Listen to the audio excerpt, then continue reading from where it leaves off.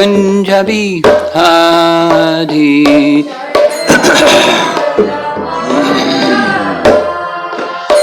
Kunja Bihari Jaya Radha Madhava Kunja Bihari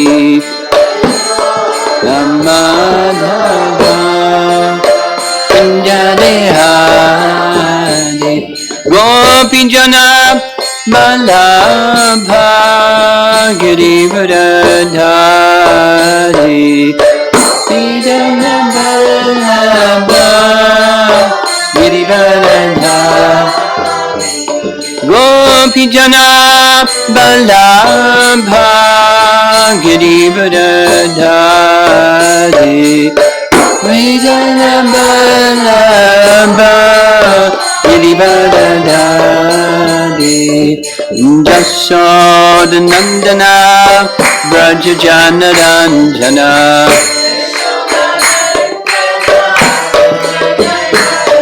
Jasoda Nandana Vrajajana Ranjana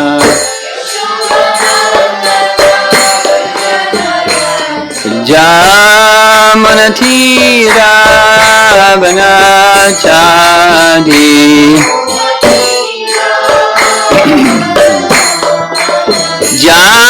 Jamanatira Vanachadi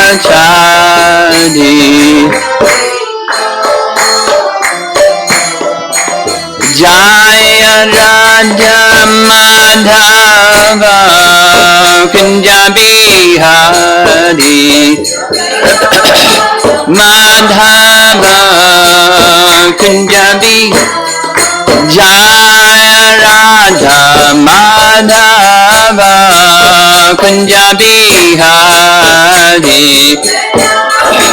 Madhava Kunja Bihari Gopi Jana Vallabha Girivardhari Gopi Jana Vallabha Girivardhari Gopi Jana Vallabha Girivardhari Gopi Jana Vallabha Girivardhari Jasoda Nandana Vrajajana Ranjana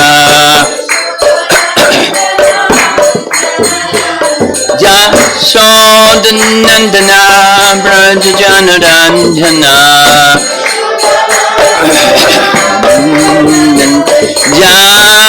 Jamanatira Vanachadi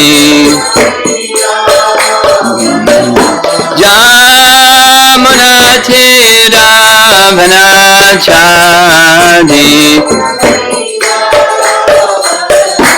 Jaya Radha Madhava Kunja Bihari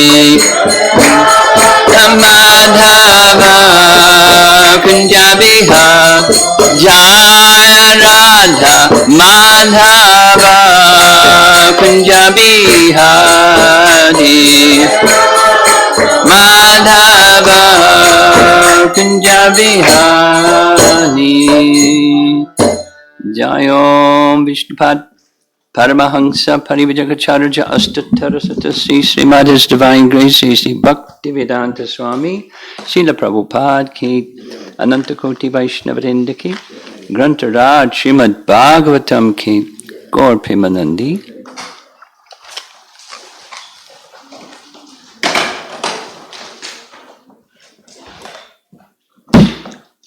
Om Namo Bhagavate Vasudevaya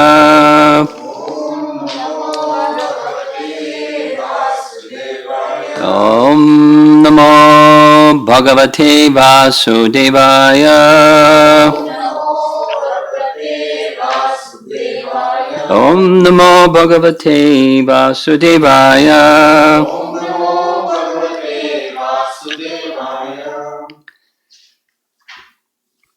This morning, Canto 10 chapter 10, 28, 13. What's our topic? Anybody remember? Krishna says Nanda Maharaj. That's the chapter, but where are we with that? The residents are discussing how Krishna may be God, and even seeing how Krsna and all his associates were respecting. Microphone.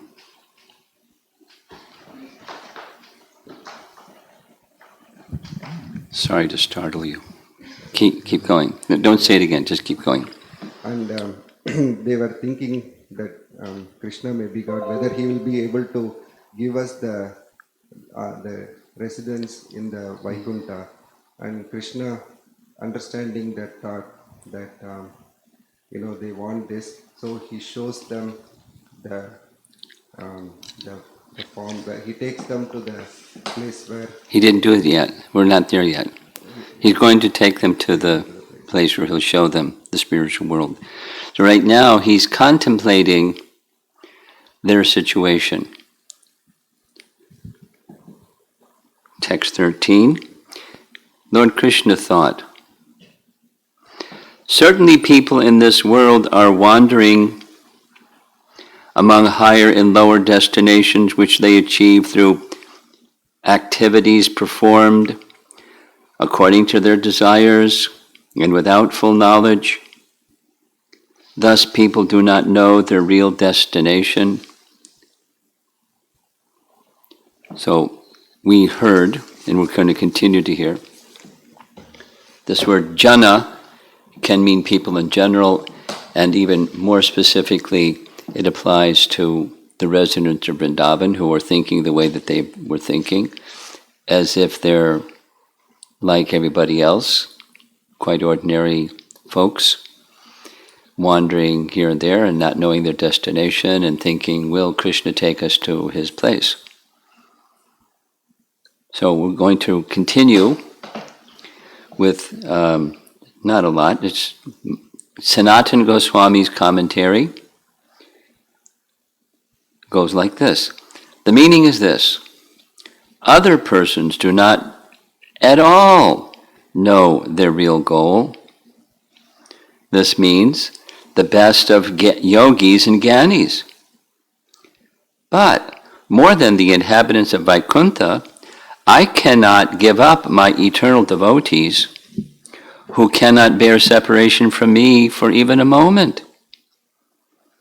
They are complete in their goal. I must fulfill their desire, though it arises out of curiosity or out of prema. And then there's the other reading. My servants, jana, the cowherds, wander about in pastimes with me, higher or lower, in the waves of prema, performing activities of service with desires centered on me, and with knowledge of bhakti, always existing with me. They know Vaikuntha and Atma. I will fulfill the desires of my dear devotees, since that desire includes everything dear to me in terms of knowing and the object of their knowledge, which is Krishna. So now comes Jiva Goswami's commentary covering this verse 13 through the next two verses. The Brajavasis were taken by Krishna to his own planet. Quote from Skanda Purana. Krishna eternally plays with the calves and cows along with Balaram and his friends within Vrindavan. Thus, not only Krishna resides in Goloka, but Balaram, Rohini, and others as well. He previously showed the residents of Braja this place because Naveda Svam Gatim Brahmam. This is from this verse, text 13. people do not know their real destination. Their destination is where they already are in the spiritual world connected with him.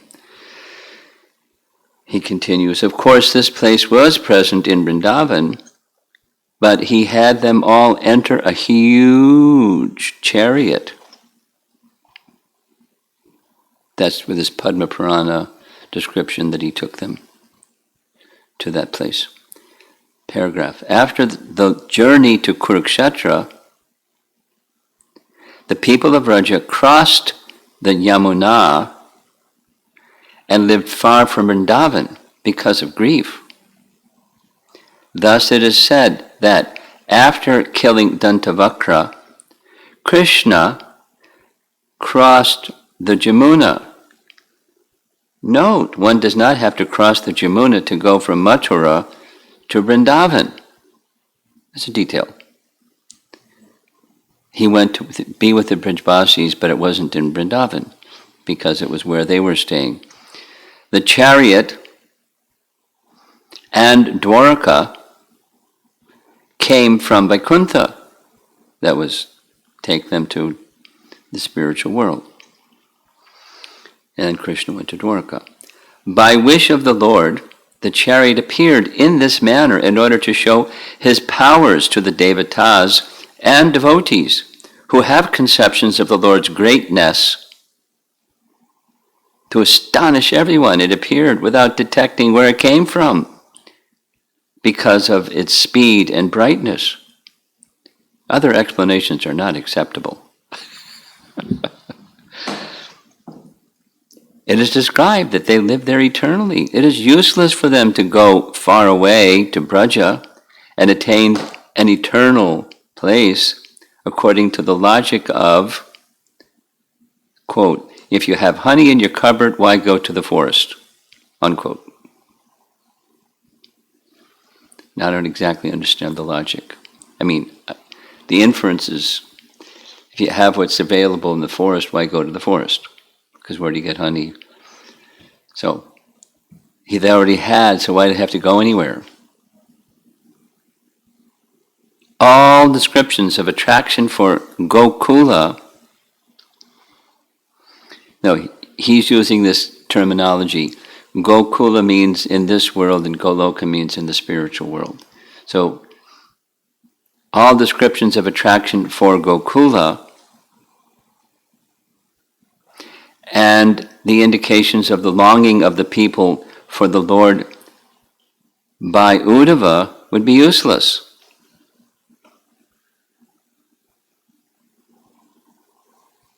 Uddhava had a longing to be in the association of these most exalted Brijbasis. So the place Gokula and the place Goloka are the same. That's the point. No one, not only would they be useless, but distasteful as well. It is explained that the people of Vraja went to Kurukshetra with expectations of meeting Krishna again.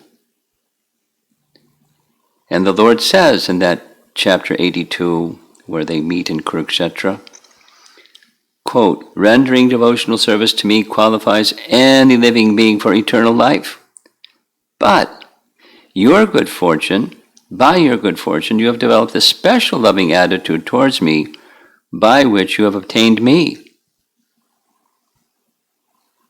Not just eternal life, Brahman realization. Okay, so text 14 continues. Thus, deeply considering the situation, the all-merciful Supreme Personality of Godhead, Hari, revealed to the cowherd men his abode, which is beyond material darkness. So that the phrase gets repeated many times. Tamasa param. Tamasa param, material darkness, param, beyond. And then there's also this svam gopanam.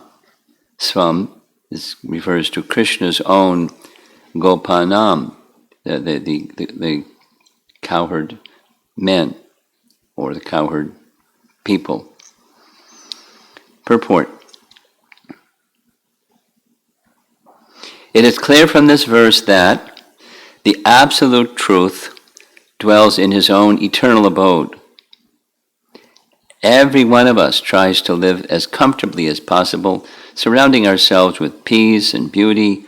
How can we, in the name of, quote, logic, begrudge the Supreme Lord, our Creator, the supremely beautiful and comfortable abode, known by people in general as the Kingdom of God? Vishwanath Chakravarti writes, thinking, I will show the superiority of Vrindavan by giving them realization of Brahman and Vaikuntha. He thus showed them Brahman and Vaikuntha.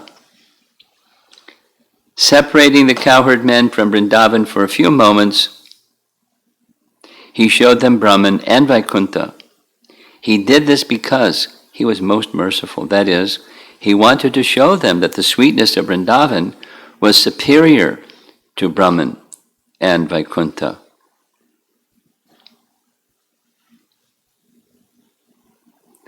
Paragraph. However, if they achieve Brahman realization with Sayuja or merging, then it would be impossible for them to come out of it. How would it be possible for them to taste again the sweetness of Vrindavan?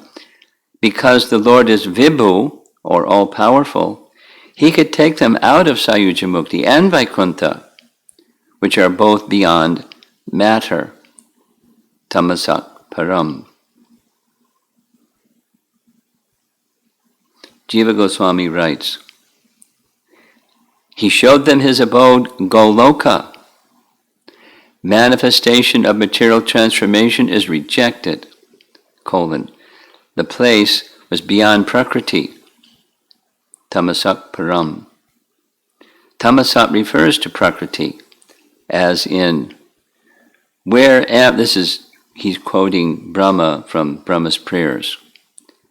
What am I, a small creature measuring 7 spans of my own hand, enclosed in a pot-like universe, composed of material nature, the total material energy, false ego, ether, air, fire, water, and earth? The abode of Krishna is beyond. Tamasak param. Sanatan Goswami. Krishna thought, or considered, or decided in this way, being the Lord, and also because he was most merciful.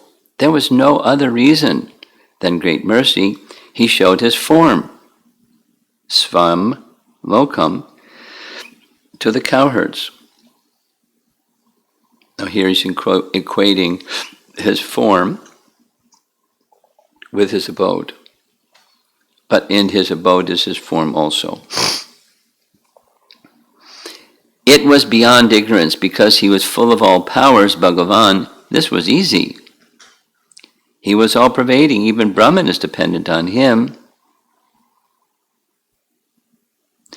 He was the master of the cowherds, controlled by their prema.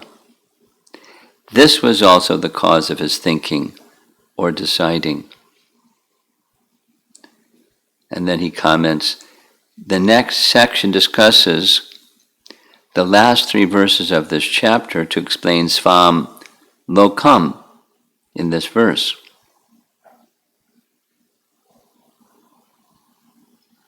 Text, verse 15. He showed a place superior to the material world of Brahma. The phrases are arranged according to greater cause being later. Lesser cause, greater cause is last. He, H-I, means certainly or because of. The word yat excluded that they saw the Lord. Verse 16, the word cha means certainly, being raised up by Krishna, they saw their swarups. They were completely absorbed in this, with Krishna as his object. Akrura had realized Brahman previously. This means that Brahman is included within Krishna, being his angsha. Interesting. An angsha of Brahman, an angsha of Krishna is Brahman. This incident shows the Lord's mercy, power, and pervasion in regard to devotees. And then verse 17, seeing Krishna, the form of eternity, knowledge, and bliss, like the sun, with its mass of rays, in the planet of Brahman, there was no doubt. He was praised by the Vedas. Paragraph. According to the interpretation of the request, for Brahman, or the Lord, these verses can be taken either way. 1. Showing Brahman, Swam Lokam, or his Swarup, or showing Vaikuntha, his planet, Swam Lokam. He showed the planet of the cowherds, Gopanam, Goloka. Because it was beyond Prakriti, it must be Vaikuntha, or Goloka. And here's reference to this verse, text 14, in Jiva Goswami's commentary on Canto 10, Chapter 1. So it's the introduction to the pastimes of Krishna, Chapter 1. The second line of verse 10.1.2 states Parikshit's desire. Quote, please describe to us the activities of Krishna, who appeared in this world from his place known as Goloka in the Yadu's dynasty, since he was a great devotee, Yadu. Sridhar Swami's explanation of the word Angshena, that is, Krishna is an expansion of Vishnu, has been used for the common people in the assembly. The Gita 9.25 says, Naham prakasha sarvasya yogamaya samavrataha. Covered by my maya, I do not reveal myself to all people. The phrase can also mean, this is Angshena, he appeared with a nature not easily understood by all. Or it can mean he appeared along with Balaram, his Angsha. Such meanings must be given because otherwise there's a contradiction to the statements in the Bhagavatam, which is this verse. Krishna revealed to the cowherd men his abode, which is beyond material darkness. And then later in the chapter, text 17, they were amazed to see Krishna there, surrounded by the personified Vedas who are offering him prayers. And here's a commentary by Jiva Goswami on Brahma's prayers. That's chapter 14. Text 22, it makes reference to this verse. Citing Vishnu Purana, this whole universe is an energy of the Supreme Lord, like distribution of light from a fire situated elsewhere. And Svetashvatara Upanishad, know that Maya refers to his nature, that's Prakriti, and the Supreme Lord is master of that Maya. So we're going to get this really Jiva Goswami-esque description of what Maya and Yoga Maya is, and Prakriti, and the terms are used in different ways at different times, but here goes Jiva Goswami. Prakriti refers to Swabhava, or nature in the above verse. So we heard about Swabhava last night. Swabhava is one of the things that Yashoda saw within the mouth of Krishna. And Swabhava is something that Lord Brahma saw when he saw what he saw in chapter 13. And it's one of the things that Brahma saw in Canto 2, chapter 9. It's in the spiritual world, but every living entity takes a form in this world because of their swabhava. So it's connected with the spiritual world or the spiritual potency of Krishna. And based upon our swabhava, we get a body, gross and subtle. And that's, our psychophysical nature. Boom, we were born. And we got a gross and subtle body covering. And it's the body and mind move according to a swabhava. So, the sentence again. Prakriti refers to swabhava or nature in the above verse.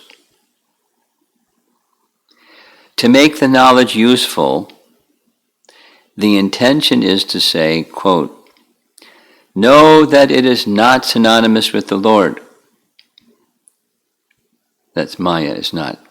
Since knowledge would be incomplete from lack of full description by simply stating a definition. The meaning is established with the sentence, quote, but the Lord is the master of Maya. So Maya is not disconnected from Krishna. By saying this, it is understood that the Maya is under the control of the Lord. This also indicates that the Lord's condition is self-contained and natural. The statement is similar to saying, quote, Ravindra is the possessor of Maya. Being external, that Maya is not intrinsic to the Lord. Say it again. Being external, that Maya is not intrinsic to the Lord. This is like, it's Ramanujacharya's teachings is Vishishta Advaita. That is, everything that's over here is an attribute or Vishishta of the Lord. And then it becomes manifest. So he's disagreeing. Being external, this Maya is not intrinsic to the Lord. That is shown in the example of Maya being like light spread out from a fire. Since Maya is external, the Lord is not contaminated by its faults. This is a Chinchapeta Veda Tattva philosophy. Compliments of Jiva Goswami. He quotes Canto 1, Chapter 7.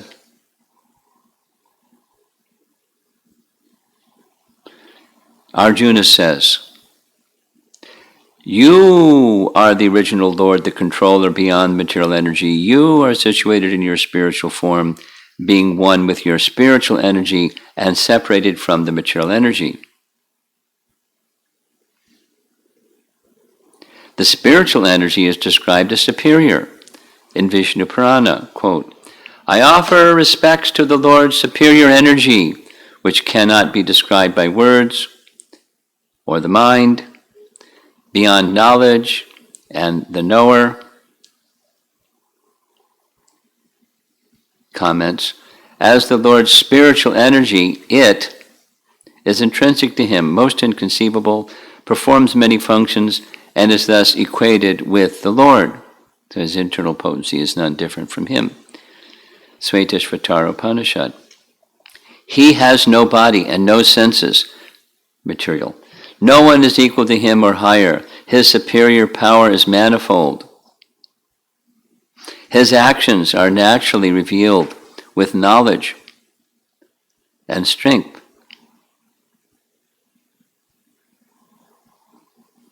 Paragraph. In stating that the Lord has no equal or superior, it is understood that his spiritual energy is intrinsic, inconceivable, and not dependent on other objects, and without superimposition. of other objects. That's a Mayavad doctrine. Superimposition. You know, the argument, the terminology goes like this. Krishna is Brahman covered. And there's a superimposition upon Krishna that, you know, gives him form and attributes, and, you know, but it's just a super. It's non-real.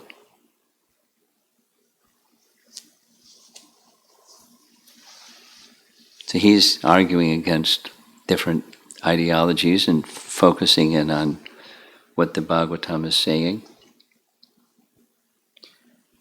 Upadhi is the Sanskrit word. Superimposition is the common translation. It's explaining how Mayavadis take the word upadhi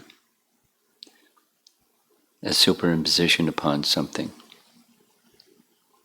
I mean, the example given in scripture of what upadhi is, it's like a puddle. Been raining a lot, so there's puddles all over the place. And so there's a puddle, and beneath the puddle is the earth or the pavement or something. So the puddle is a covering or superimposition or upadhi upon what it's resting upon.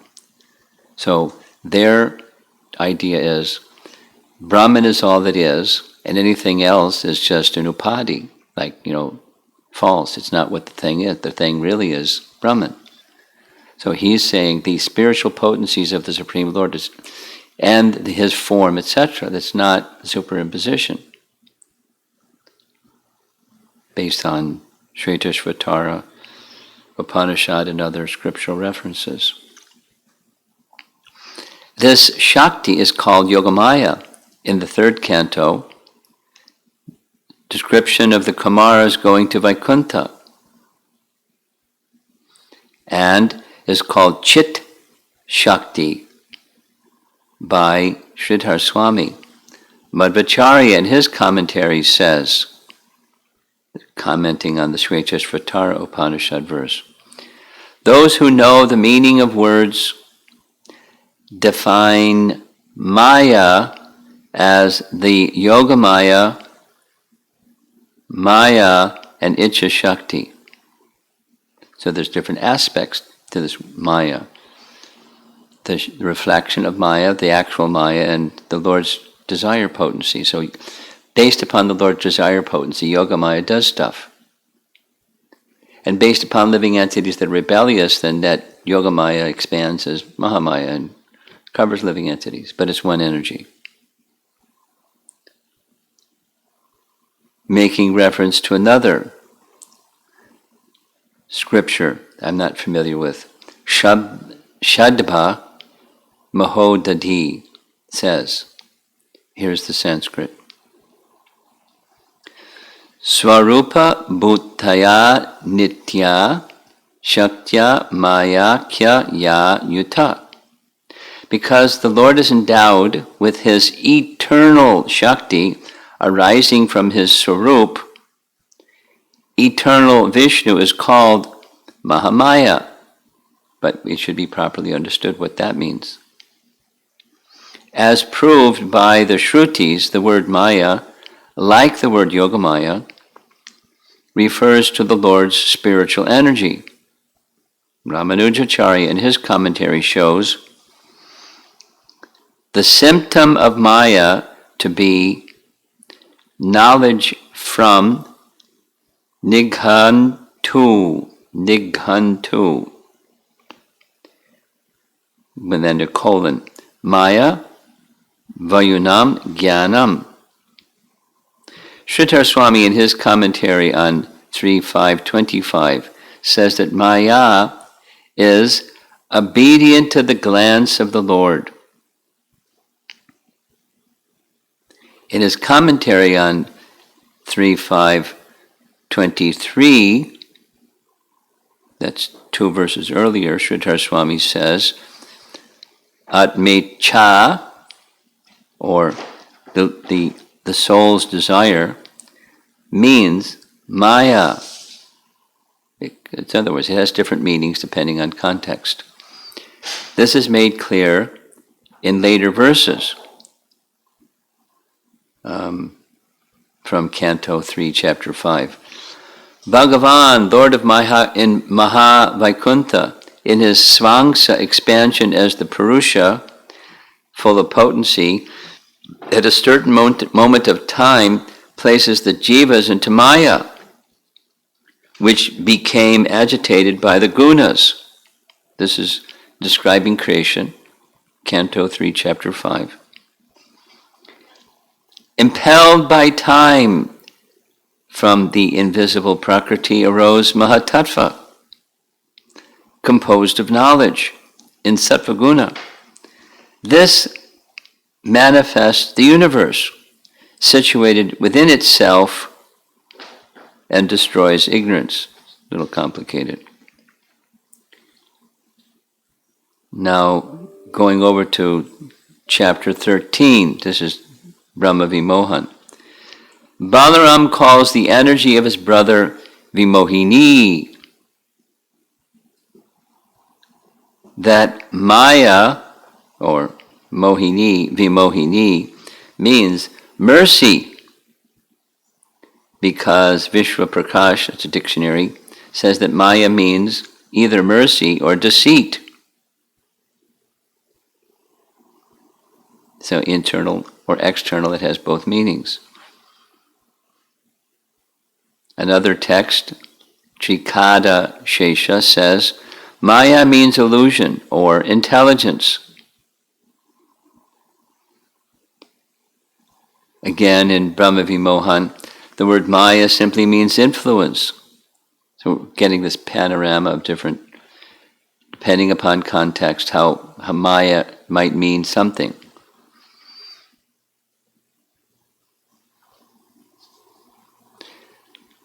Since the Lord has no fault in revealing Maya,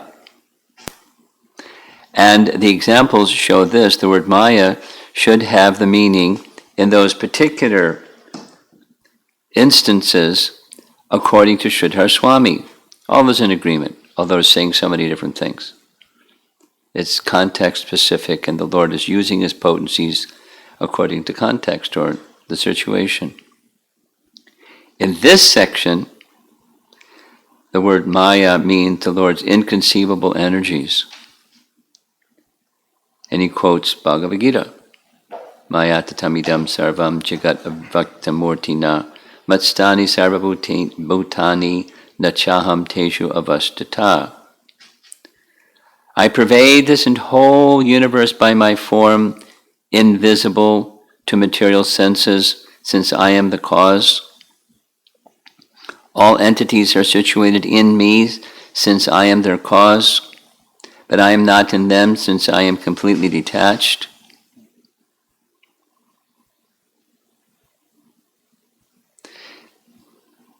If the Lord does not touch Maya, his presence there is illusion. That place is illusion. That is true. However, the superior energy of the Lord is a manifestation of his Swarup in Vaikuntha and other places. He's like really getting into it. I mean, what was shown to the resident of Braja when he showed his abode. Quoting 2.9.10, that's this chapter where Brahma's getting his realizations of the absolute truth. There is no influence of Maya at all, what to speak of its products, such as material elements.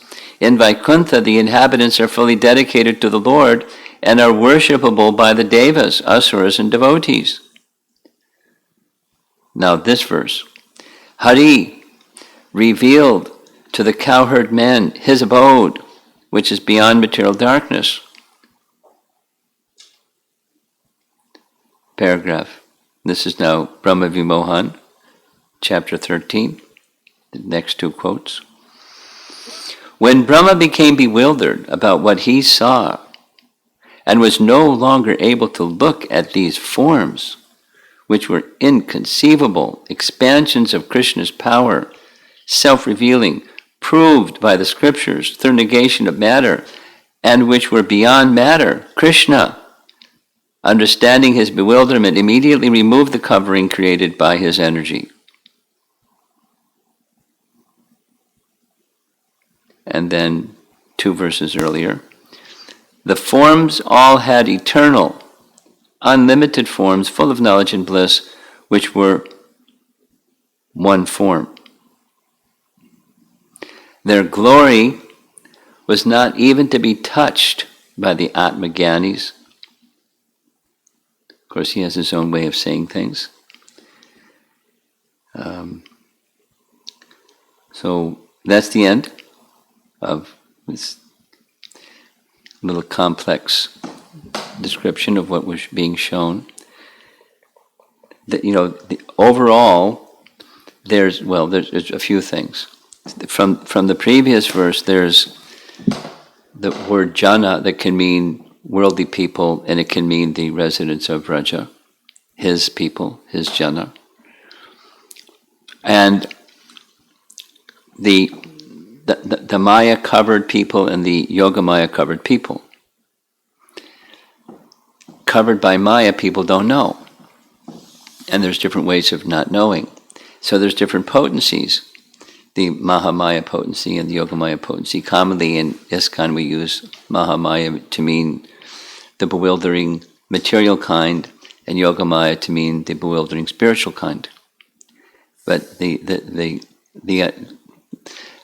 keeping it really simple because it's really complicated.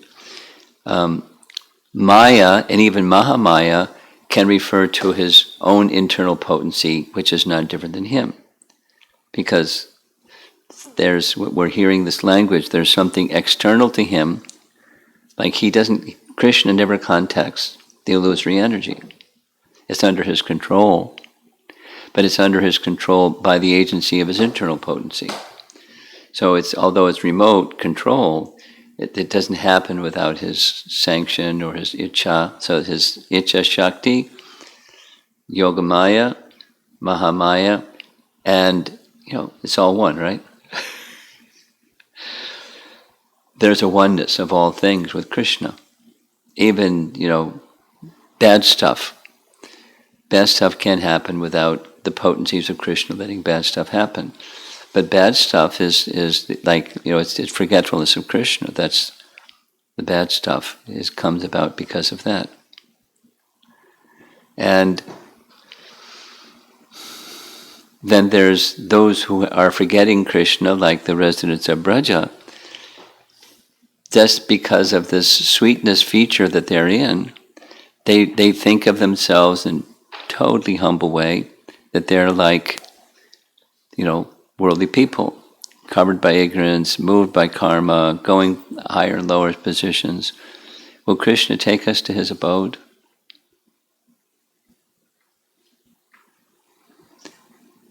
We'd like to see his abode. So he shows. And, it's kind of like this double talk, that they're already there, but they're going to go there. There's prakat and aprakat. They're doing pastimes, they're engaged in pastimes in the prakat feature. But there was a time when the prakat feature wasn't there, but they're eternally in the aprakat realm. So they're of the Goloka realm, the spiritual world. They're situated there. And then they're doing this prakat Leela with Krishna for his pleasure and to attract our hearts and minds to his abode. And then he withdraws everything. Now you see it, now you don't. So, but it's not, but it's eternal. So back to this. Yogamaya is also eternal. And we know from our Bhagavad Gita study, there's 5 principal topics of Bhagavad Gita, and one of them is Prakriti. So Prakriti is eternal. But it's a different kind of eternal than the Yogamaya. It's also now you see it, now you don't. But Krishna's showing his spiritual realm, and then they don't see it because, that's a pastime. It's his mercy feature, showing through mercy what they want, and they see what they see. They see they're there. They see Krishna's there. They see the personified Vedas honoring and praising Krishna there. They don't see that in his prakat, but it's there in the aprakat leelas.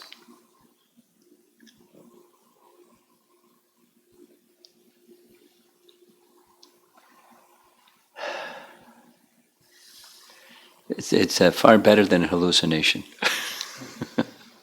Prabhupada speaks about this, about, in this world people take opium and LSD because they kind of want to escape from and experience some hallucination, but it's not some hallucination like that. It sounds quite mysterious and mystical and like, wow.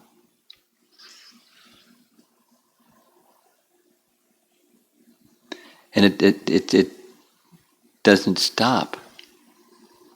In this movie, the Hare Krishna movie, I remember seeing that poster of Prabhupada smiling and holding his head, and it's Gargamuni's voice narrating, stay high forever. And people think, wow, this person is really high, he has to hold himself down. That's how the LSD people viewed what Krishna consciousness might give them, is stay high forever. Like, a hallucination that you just stay out of this miserable place and go to the hallucination place, stay high forever. But it's not a hallucination. It's not, adjustment of the chemicals within our body and the neurological system being affected by chemicals. It's not that kind of thing. It's a different position of consciousness. And we're getting a picture of what that position of consciousness is. It's not so dissimilar from our lives, embodied lives with families and children and occupations and things. But the consciousness is so different.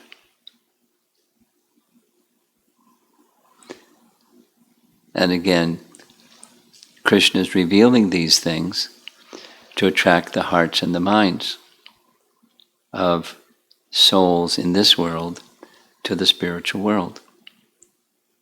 It's one of his purposes. And to give happiness to his eternal associates, which he's always doing anyways, but in the form of pastimes that even unqualified people can see and hear about and remember. And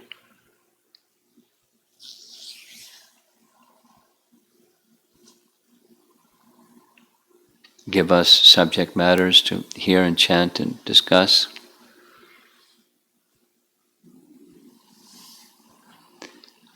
I'm finding, just like Prakash commented, by hearing these pastimes, even when chanting japa, his mind is going to those pastimes. Otherwise our mind is going to go to something. Distracted mind is going to go to something. So Krishna's pastimes.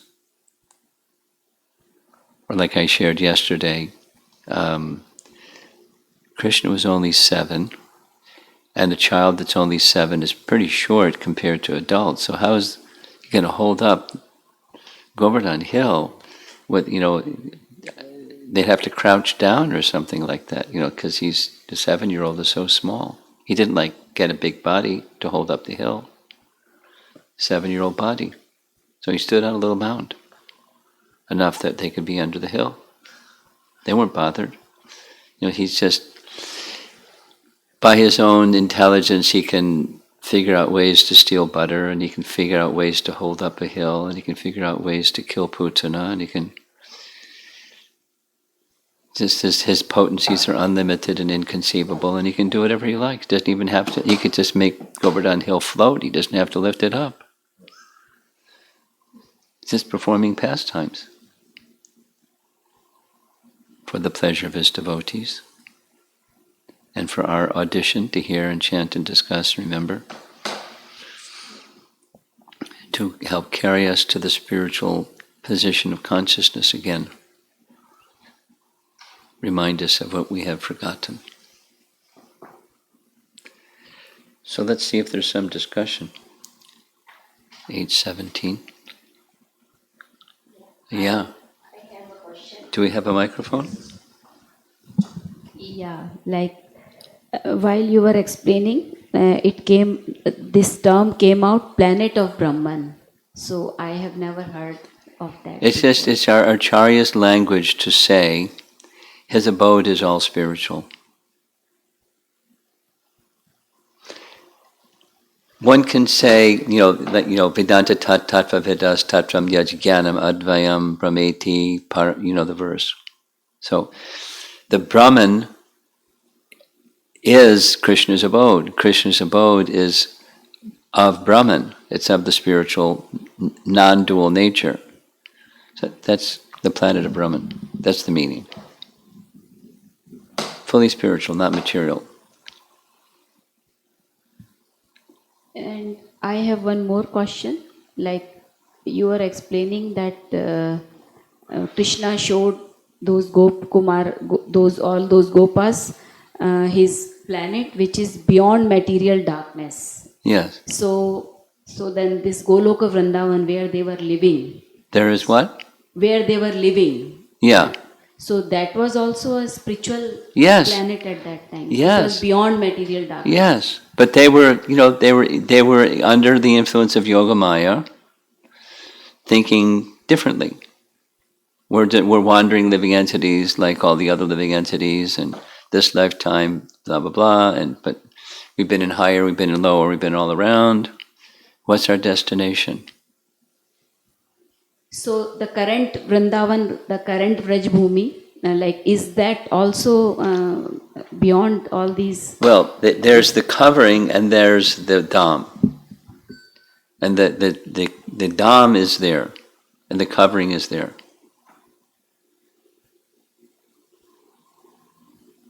Okay? Thank you. Krishna's pastimes are going on. We can't see. But qualified people can see. If Krishna wants to show, they can see. Not only they can see, they can participate. Actually, I have one more question. Okay. So the question is like that when I read Srila Prabhupada's books, especially with the kids, Especially with the children, with the children. And the purports. Okay. So it comes like the way you were also repeating that this world is full of miseries, and so when I read with them this statement again and again, Srila Prabhupada has covered this point again and again. Yes. So I feel little bit uncomfortable. Like I myself at times feel like going into depression mode, or like this world is full of miseries and all. So how do I, but at the same time I have full trust on what Srila Prabhupada says. So how do I feel like that? Then I start feeling that no, this world is full of so many good things also. So how do I take it and how do I explain them? Sometimes Okay. I just skip these lines when I read with them. Well, for yourself and for the children, from time to time you can remind yourself and remind the children. In real simple terms, Prabhupada said, I'll say it twice, I like it. One of the primary duties of a spiritual master is to instruct the disciple thoroughly that it's abject futility to try to find happiness in the material world. So, knowledge and detachment.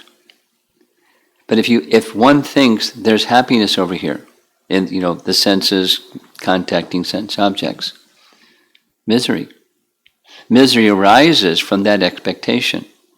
It's not the objects and it's not the senses. It's the expectation. It's the mind is the place where misery occurs. So the misery is not in the object or the senses contacting the objects. It's in the mind. And so it's part of the spiritual master's duty is to detach his student, disciple, hearer, one he's reaching out to, let go of that expectation.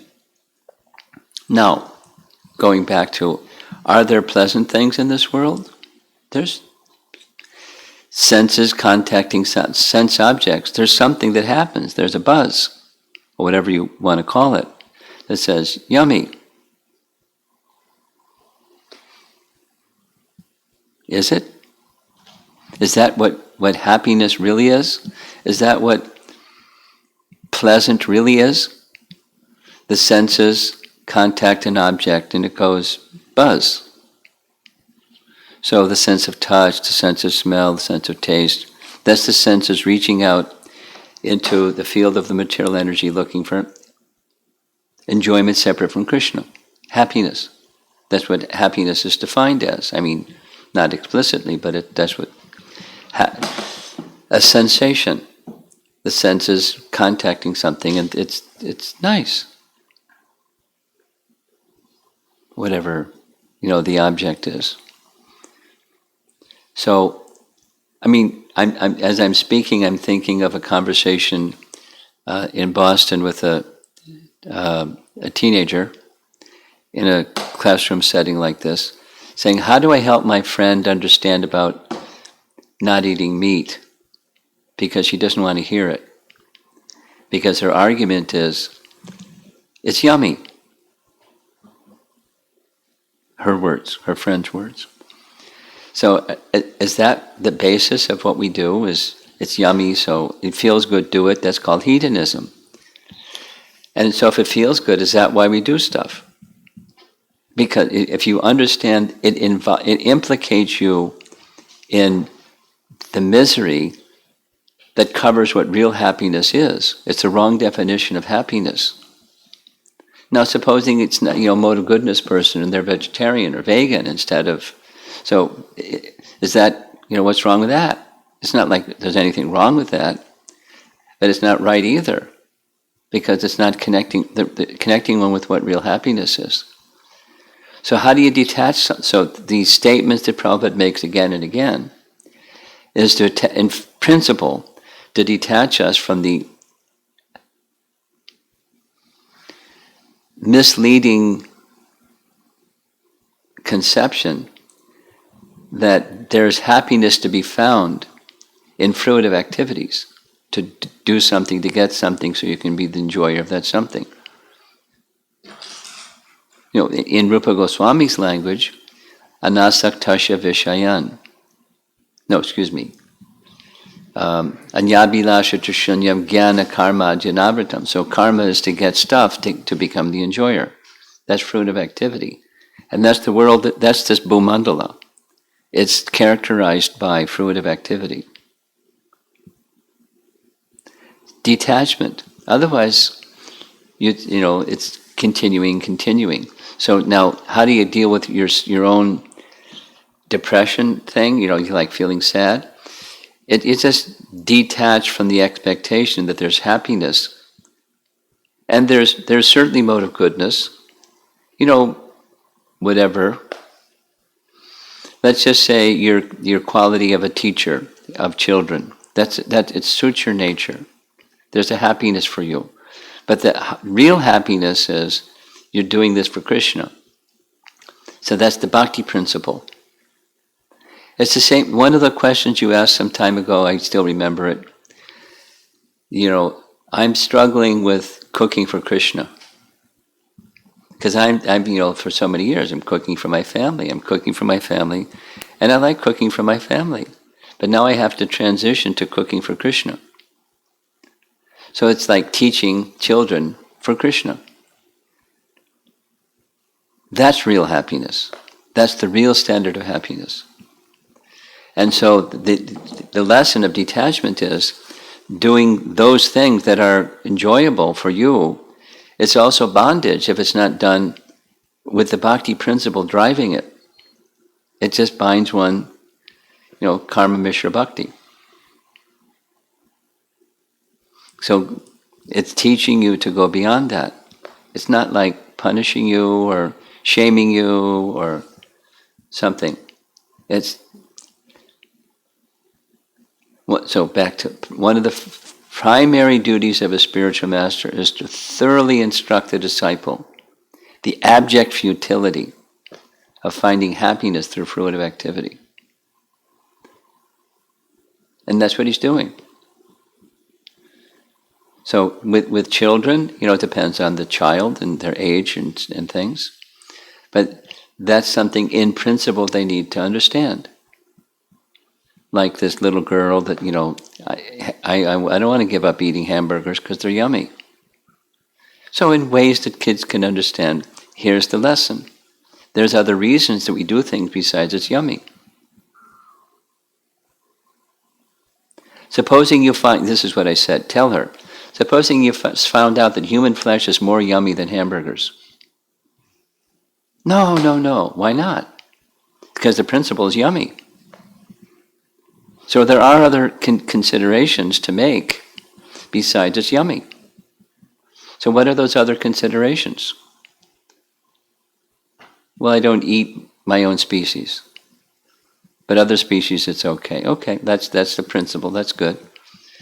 Are there other considerations? What about... So it's not the basis for making decisions and how you live your life. There's other principles to consider. That's like a starting point for children, depending upon the child and their, sensibilities.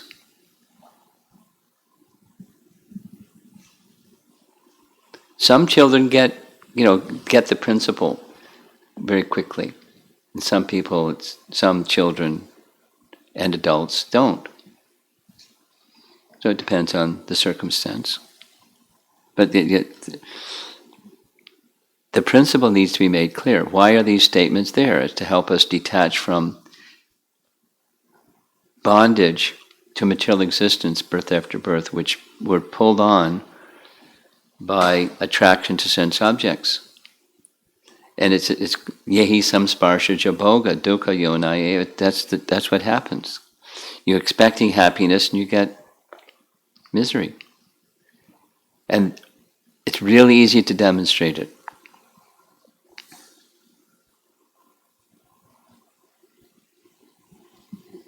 Can you please give an example, like how you said it is really easy to demonstrate it? How easy is? Well,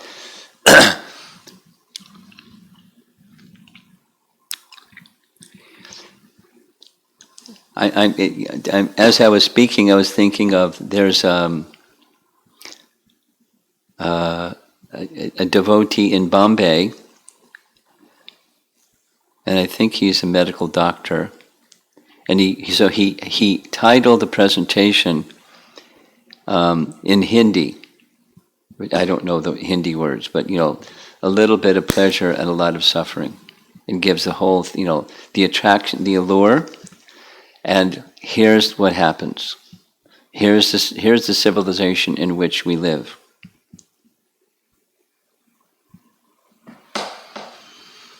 With, violence, depression. So it doesn't mean there aren't good people that are living more the mode of goodness than otherwise. But the nature of the place is, the solution is not just being the mode of goodness and there isn't misery.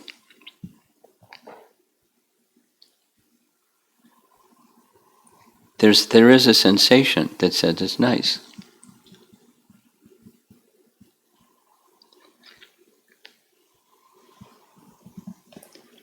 Try it.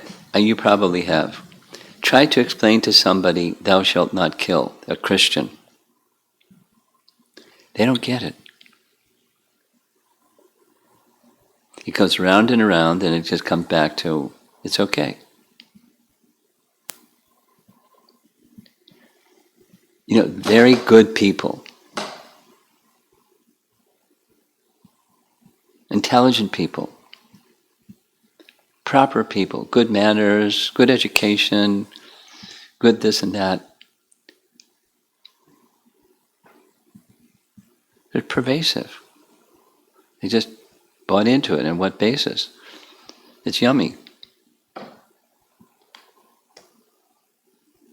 They don't even think about it. It's not like you don't think about it. And if you're asked to think about it, anyway. I'm not directly answering your question. Give an example of, how hoping to enjoy leads to misery. And you let go of the hope to enjoy, and you're in another space. You can be, your intelligence is more free to consider what's pleasing to Krishna. It's 8:33. Any others in the room here? You have. I'm looking at Amara. You always have a few. You're okay? Okay, go ahead. Okay. Maharaj, in that continuation to Vrajabhumi Mataji's question, so you mentioned that some children get it, some children don't, and even with the adults, when you explain things. So I'm also feeling the same when you explain things in multiple ways, asking them to repeat. I also say that present in different ways. Still, they don't get. Is there a problem with the teacher that No. or how can I train them or do something to Well, move them forward?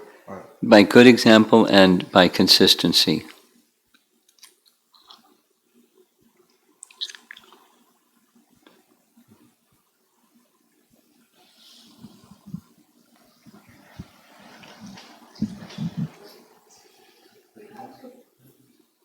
You have something? Yes. Okay, here's the microphone. Maharaj, you mentioned the swabhava of when we are in the spiritual world, the swabhava changes, and that makes us get a subtle and gross body. I didn't say swabhava changes. I said swabhava drives the getting of a body. Swabhava can change, but that's not what I said. The soul has, so let's go into the body of Mahavishnu and its cosmic annihilation time.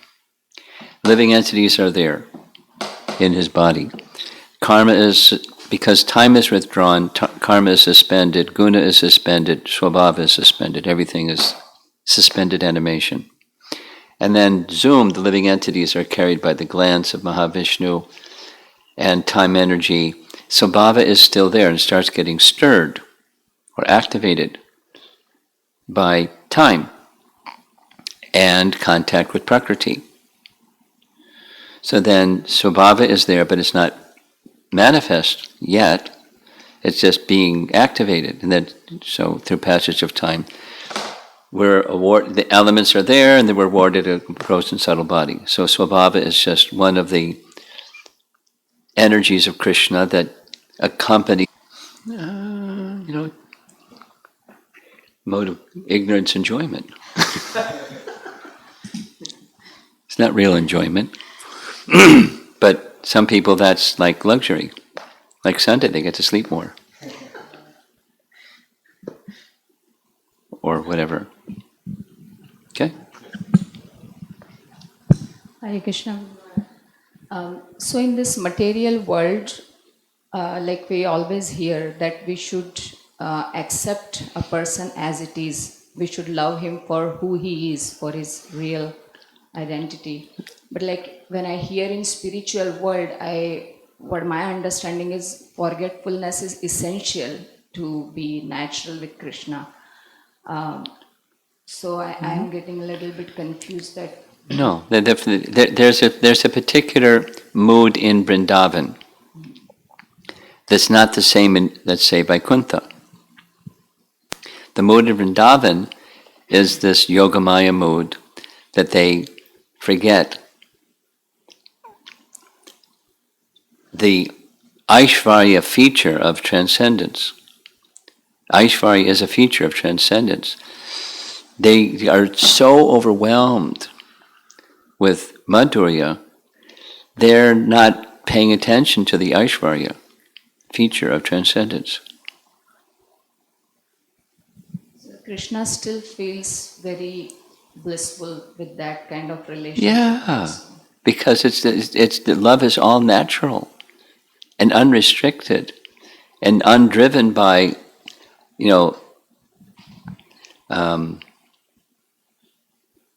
self gratification. That is the Yeah, main. that's the main. That's the sweetness. Thank you. So Maharaj, if time is there, only then my son had two questions, but if not. Well, it's 8:39. You just do your son's questions, and I'm sure they won't be as involved as some of the ones you ask. No. One he asked me why did Krishna created people? Why did Krishna create people? Yeah. That's the question. And second, he asked me how chanting can be fun? Can you make chanting fun? For Okay, let's do one kids? question at a time. So the souls aren't created and bodies are created. So that's fundamental. So souls are eternal. Why do souls exist? Souls exist as an expansion of Krishna's tatastha shakti or marginal potency for the purpose of his unlimited enjoyment. We exist, not created, but we exist for the expansion of Krishna's pleasure. That's who we are. We exist for that reason, and eternally, not created. Then there's bodies that are created. That's, the people thing. That's the bodies. People aren't their bodies. They're the soul. But the bodies are created because of an attitude of rebellion towards Krishna's enjoyment. We don't want to make that our existence. We want our own enjoyment to be our existence. So bodies are provided for people that experiment. Try it this way, try it that way. Find enjoyment. Now, and how to make chanting fun? That's the second question. Well, if your heart is pure, it's fun. Just like medicine. Medicine isn't fun. I mean, they sugarcoat medicine to make it, but that's not the sugar. The medicine is not fun. But medicine is there because there's a disease. So initially, and this is Rupa Goswami's text 7 of Nectar of Instruction, it tastes bitter. That's because we have a condition of aversion to Krishna. But actually, the name is fun. It's more than fun. It's ecstatic. But we don't experience that because of our disease. So how to have it be fun? Take your medicine. Keep doing Well, understand what, not only keep doing, but understand this is meant for my purification. It's meant to help me get out of my diseased condition. I'm struggling with finding fun in it because my diseased condition. So I take medicine because I know it's going to help my health. It's not like taking the medicine is fun. I don't take it because it's fun, or don't take it because it's not fun. I'm interested in health, and so I take some medicines. Since they don't understand the importance of what fun it will be. Well, it's the same as this other question of what's the definition of happiness. So there's different ways. Harisham, you know Harisham, right? French Bhumi, Harisham. Himanshu is now Harisham. So he invited me to speak at University of Illinois in Chicago. because he has a little club there. So the topic was, he makes it like clever way of using words, but something, the happiness choice or something like that. That's not it, but something like that. So there's the material idea of what happiness is, and there's a spiritual idea of what happiness is. And the one leads to something, and the other leads to something else. So we're stubborn. We just even we know better, even if we know better, we're still stubborn. Like donkeys, we just keep, and it leads to misery. And keep doing it. Time and again.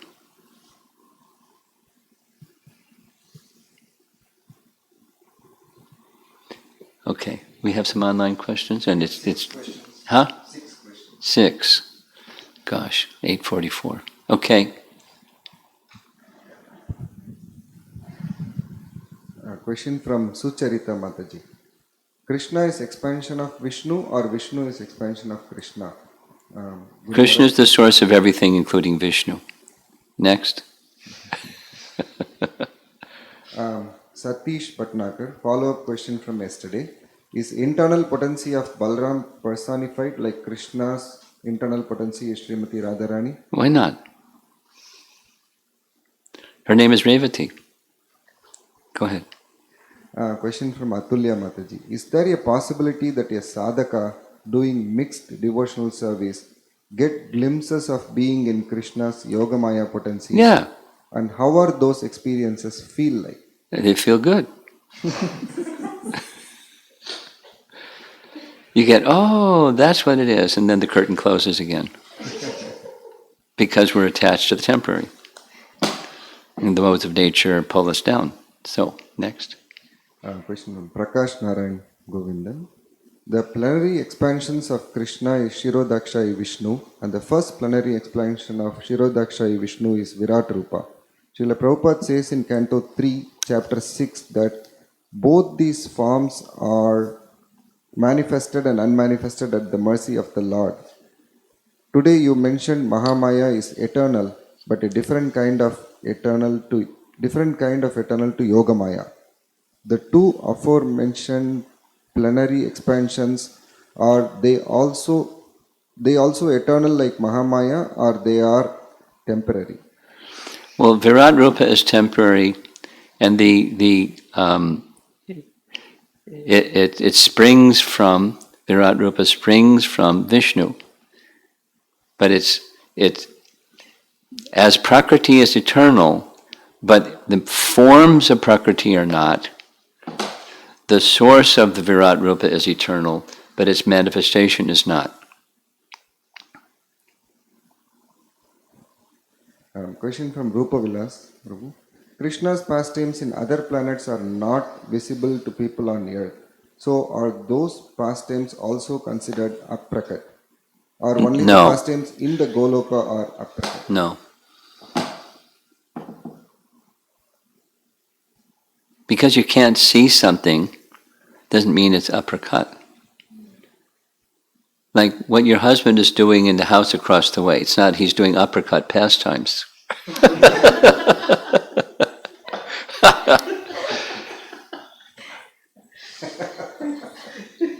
Go ahead.